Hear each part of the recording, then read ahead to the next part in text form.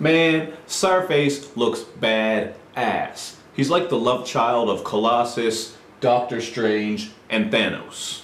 What's up, everybody? It's Luke James, not the singer. If you're an indie artist looking for an album review and some promo, you can hit up Luke at redmattersite.com. And what I have for you boys and girls today is my review for Czarface's new album, Every Hero Needs a Villain. Czarface is a group made up of Inspector Deck, 7L, and Esoteric, and back in 2013 they released the Czarface album that was self-titled. All of the production on here is done by 7L and Spadafor, or Spadafor, I'm not sure how to say his name, and simply put, these beats are just some of that filthy, nasty, gruff, punch you in the face, boom bap shit. And then the beats are smothered in a nice lyrical hot sauce. And garnished with a little bit of parsley, because you gotta have some parsley for a garnish. This album's delicious, is what I'm trying to say, but yeah. The intro, Don the Armour, starts the album off perfectly, as it sounds like a commercial for a 1950s or 60s comic book. And there are all kinds of comic book references, wrestling references, and pop culture references all over this album. And even just by looking at the song titles, you can tell that. For example, there's the song Nightcrawler, which features Method Man spitting at his best, and if you're not familiar with who Nightcrawler is because you live in a box or under a rock, which is just weird, like get a house or an apartment, Nightcrawler is one of the X-Men, and actually one of my favorite comic book characters of all time, because I just think the idea of a blue teleporting demon kicks ass. Bam! I thought that Nightcrawler is one of the best tracks on this album because it was just so good to hear Inspector Deck and Method Man spitting together on this dirty boom bap type of shit. Not that A Better Tomorrow garbage, which, oh my god. Don't even get me started on that Wu-Tang album. The song Czartacus stuck out to me as well, just because the drums are so thick and heavy. And if your neck doesn't start snapping as soon as you hear this song, you might want to go to the doctor and get that checked out, because clearly you're missing something. You might even need to see a witch doctor, because it might be a problem with your soul.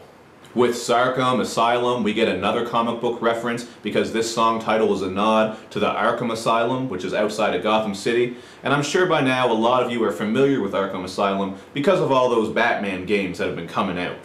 This track is just an 8-minute bar-faced with some really nice, crazy production. There's all kinds of beat switch-ups and breakdowns on this one, and this song is really a testament to how good of a job 7L and Spadafor did on here, or Spadafor. That's gonna bug me this whole review. I tried to find out how to say his name, and I have no clue.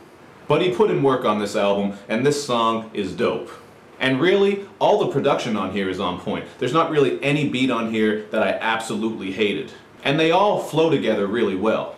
As for the wrestling references that I talked about earlier, the song Lumberjack Match gets its name from the Lumberjack Match in wrestling when the ring is surrounded by a bunch of wrestlers who whoop your ass once you get tossed out of the ring. And there are two songs on here named after wrestlers. There's a song, Sergeant Slaughter, which has some great bars like I bully niggas for sport, Richie Incognito.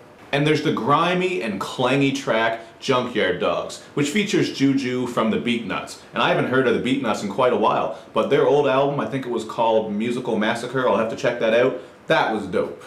And to be honest, I'm not 100% sure if this song was named after the Junkyard Dog, but I just assume it is because of all the wrestling references on here, and Junkyard Dog was a classic black wrestler from back in the day. So shout out JYD. Some of the other features on this album include MF Doom on the bass-heavy track Kabang, Large Professor on the pulsating song World Premiere, and on the song When Gods Go Mad, GZA sounds right at home over the boom bap production. This song actually kind of reminded me of GZA's album Grand Masters, which was an album that he put out with DJ Muggs. And if you've never checked that out, you definitely should, because it's one of my personal favorite Wu-Tang solo albums, at least as far as the newer ones go within the past 10 years. Because for the most part, that old Wu-Tang shit is where it's at. But one of the best features on this album by far is R.A. the Rugged Man on Good Villains Go Last. This track is made up of some organ production that gives it a bit of a fun and light vibe. And there are all kinds of good lines on this one, like the only time you load clips is when you're listening to Pusha T. And it made me laugh when I heard rappers set the bar low like Peter Dinklage at the gym. And if you don't know who Peter Dinklage is, he's the little person from Game of Thrones, aka Tyrion the God. He's the best character in the books and the show. I don't care what anyone says, don't argue with me. Game of Thrones, baby.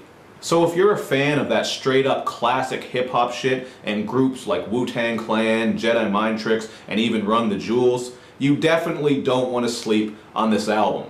There's not really anything too experimental and inventive happening here since it's just that boom bap sound, but man, this production is banging and slapping. There's all kinds of breakdowns and beat switch ups, so it's not like you're just getting a simple loop over and over and over with some dusty drums. They really did a great job with this. Content-wise, it's just about the bars, so don't go into this one expecting some enlightenment or social commentary or anything that's really going to make you think too hard. Because this is just about the clever shit, the funny shit, pop culture references, all that type of stuff. And it really works because this album is very cohesive. I love the way that it's put together. Like I said, the album cover just kicks ass. And there's all kinds of little comic and fun interludes happening throughout this album. I'm not sure where they're all from, but it sounds like they're from some old commercials as well as classic cartoons and shit like that. But it just all works really well, so I give this one a 4 out of 5, and this is actually one of my favorite albums this year. I like this one a lot. I'm not usually a boom bap junkie, but like I said, this is very cohesive and the way they put it all together is fantastic.